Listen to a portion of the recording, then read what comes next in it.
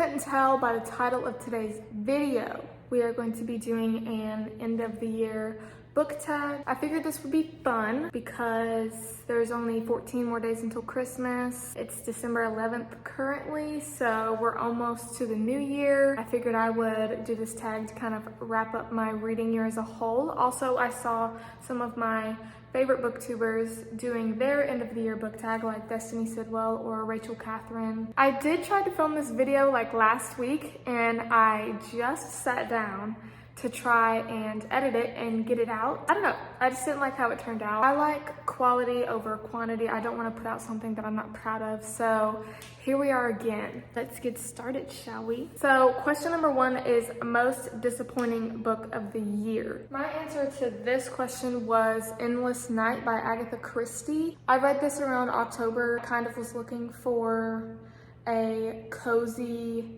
low stakes murder mystery that Agatha Christie's books typically give me, and this one just kind of fell flat. Didn't have really any connections to the characters. The ending was exciting, I guess, but what I needed to read in order to get to the endings just wasn't really worth it. Number 2 is an underdog book of the year, meaning maybe a book that people weren't really talking about as much, didn't really get as much resignation. For that one, I said Mary Jane by Jessica Anya Blau, I believe. I feel like the characters were so fleshed out and so real, and they all had such abundance of love, and there's found family, and I don't know, I adored the characters so much. And the setting, like the 1970s country club, corner store market type. Question 3 is a book that I felt was overhyped in 2023. And for this answer, I put Daisy Jones and the Six by Taylor Jenkins Reid. Maybe the reason why I didn't love it as much was the fact that I listened to it.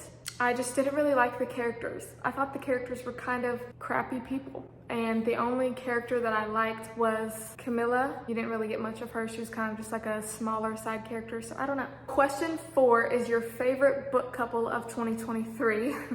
And I have a lot of answers for this, obviously. How can you just pick one? The first one that I really want to talk about is Clem and Iwan from The 7-Year Slip. I really thought that their relationship was so endearing, and I feel like they both had the same soul and they were just meant to be. They were just such genuine and sincere people coming together. You just want people like that to end up together and have a happily ever after. Okay, and the second couple is Nesta and Cassian from, I guess, the ACOTAR series as a whole, but this is their book specifically, A Court of Silver Flames by Sarah J. Maas. This book revolves around their relationship, and you watch them build from kind of being forced together and just watching them come together and slowly start to enjoy the time that they have to spend together and start caring for the other person. There was a lot of character development for them in this relationship. Favorite main character for 2023. I said Addie LaRue from The Invisible Life of Addie LaRue by V.E. Schwab. I feel like V.E. Schwab did such a good job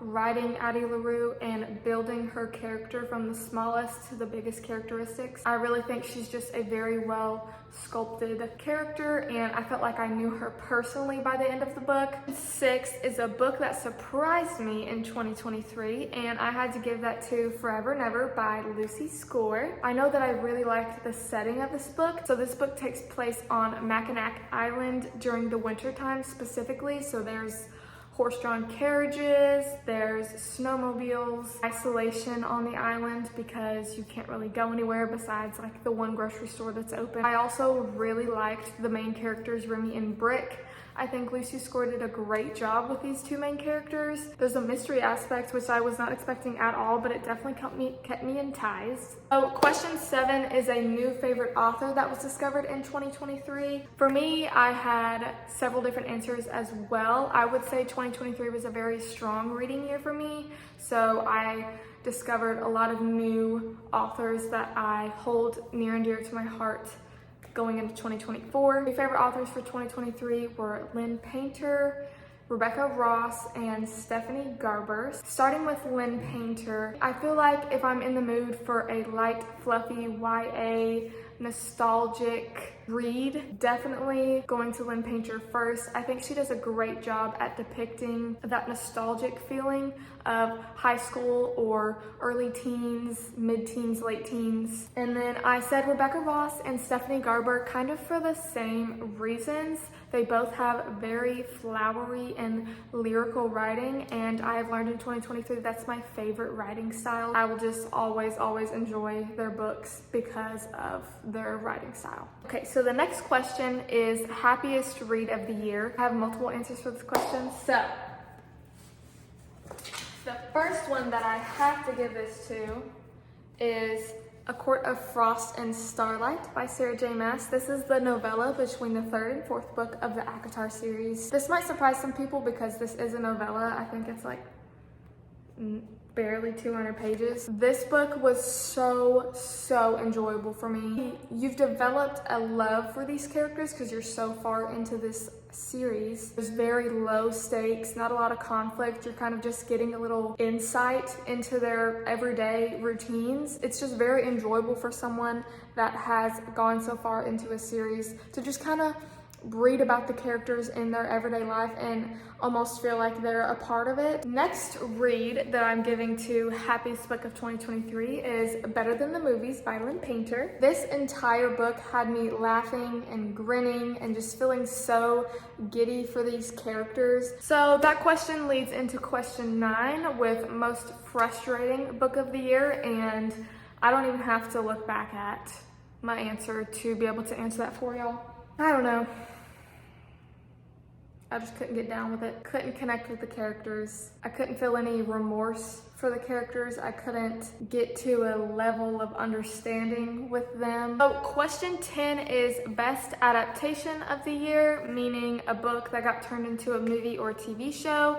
And for me, I don't necessarily have an answer to this. I'm not really on social media a lot, so it takes me a while to hear through the grapevine what is out there. I know that Daisy Jones and the Six has a TV show, and I know that The Summer I Turned Pretty has a TV show. I've never read The Summer I Turned Pretty series. I'm not opposed to it in the future. I don't own the books currently, so it would be a while. I didn't really like Daisy Jones and the Six. Maybe if one day in the future I feel like watching a TV show, maybe I'll enjoy the TV show more. Who knows? But as of right now, I don't have an answer. Question 11 is the longest book that you read of 2023, and obviously, let me get it out.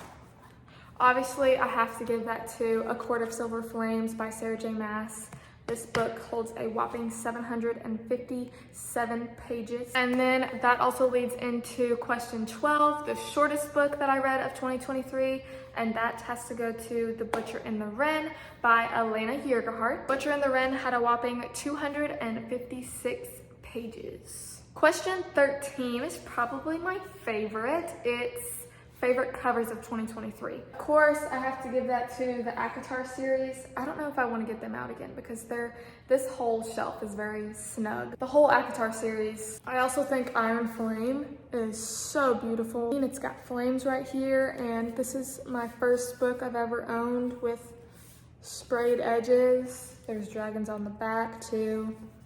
Very beautiful cover. Question 14 is a book that you haven't stopped thinking about since you read it in 2023. An obvious answer would be the ACOTAR series once again, but a less obvious answer, my immediate answer, what I wrote down a couple weeks ago, was Better Than the Movies by Lynn Painter. Basically just reiterating myself, really love this book. I could also easily give this to The 7-Year Slip by Ashley Poston.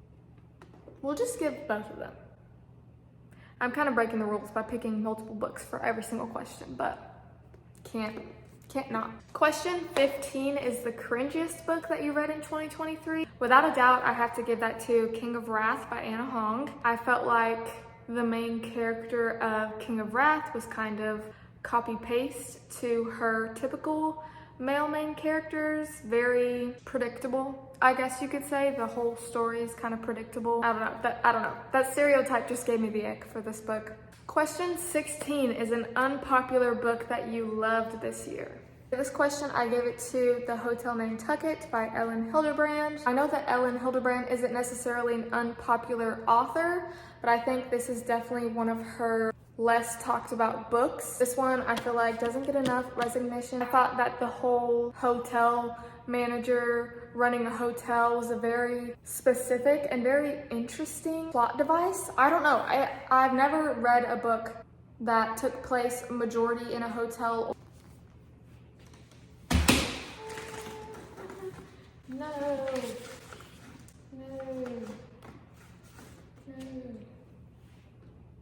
Okay.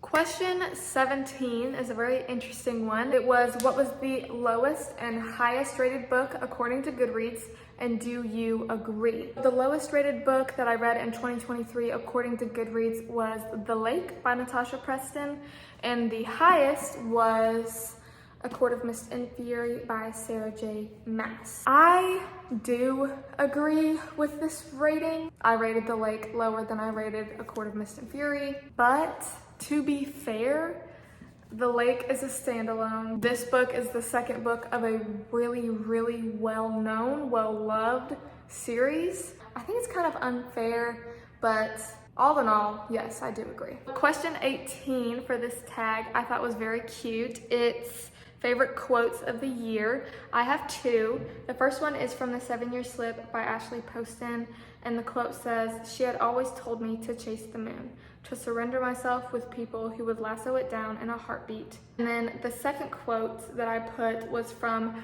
Akamoth, or A Court of Mist and Fury, and it says, "But it had filled my time, given me quiet, steadfast company with those characters who did not exist and never would, but somehow made me feel less alone." Question 19 is book with the most unique concept. Bringing this bad boy out again, The 7-Year Slip by Ashley Poston. This is one of the first books that I've ever read with a time manipulation trope. This one in and of itself is kind of unique. So basically in this book, there's a magical apartment that can slip through time 7 years back, 7 years forward, and whoever is inhabiting the apartment at the time, they kind of clash in timelines, they meet each other. Yeah, that's how these two main characters meet and their relationship starts to bloom. Question 20 is a book that you would reread, and I definitely want to give this to Happy Place by Emily Henry. I really love Emily Henry's books, and along with that, I really loved this book.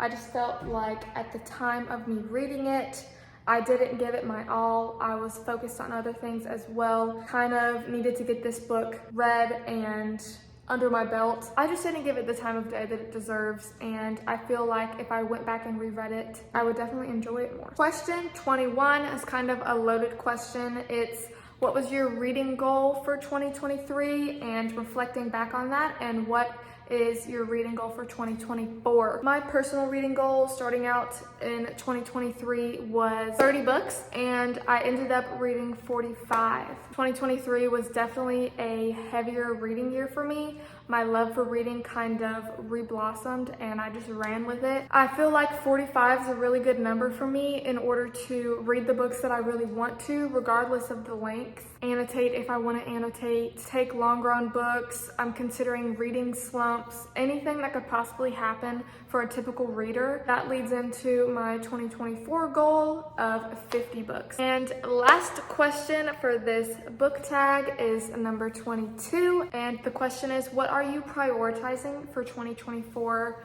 book-wise? For 2024, I definitely want to focus on my YouTube channel, and I want to learn more editing tactics, maybe get a different software eventually, maybe a different camera, just really advance my videos and the quality of my videos. Also in 2024, I really just want to read books that I love and that I know that I'm gonna love. I don't want to feel any pressure to read books that are popular at the time. Branching off of that, maybe pick up some books that are different, out of my comfort zone as far as genres go.